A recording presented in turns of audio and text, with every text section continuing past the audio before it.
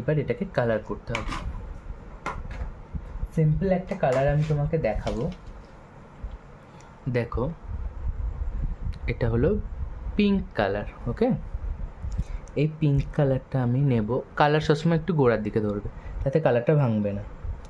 এই যে পেন্সিলের দাগটা দেখতে পেয়েছো, এই পেন্সিলের দাগটার এরকম গা ঘেঁষে হবে, যাতে পেন্সিলের দাগটায় ঠেকে থাকে কালারটা। এইভাবে একটা কালারের বর্ডার করব আমরা।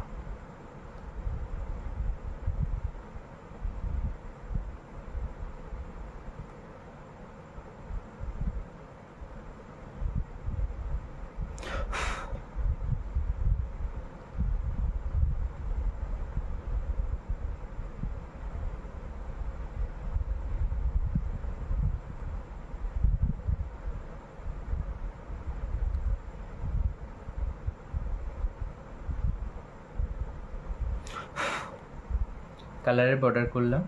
কালারের বর্ডার করার পর এবার আমরা কি করব, এই প্রত্যেকটা এরকমভাবে উপর নিচু করে এমনভাবে রং করব যেন একটু ফাঁক না থাকে।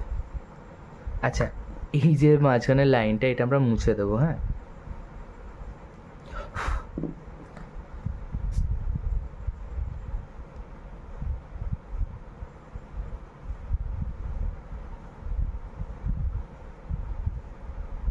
এটাকে ভর্তি করলাম, উপর নিচু করে কালার হবে। হ্যাঁ,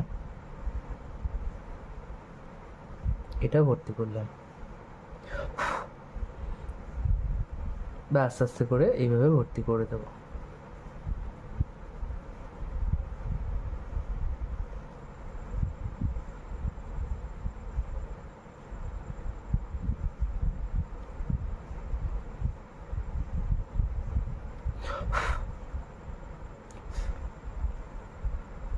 হলো, এবার আমরা নেব লাইট গ্রিন।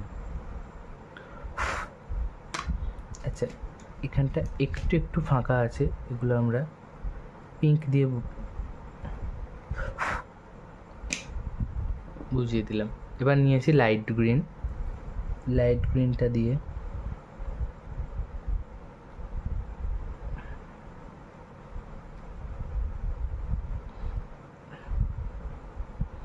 আমরা উপর নিচু করে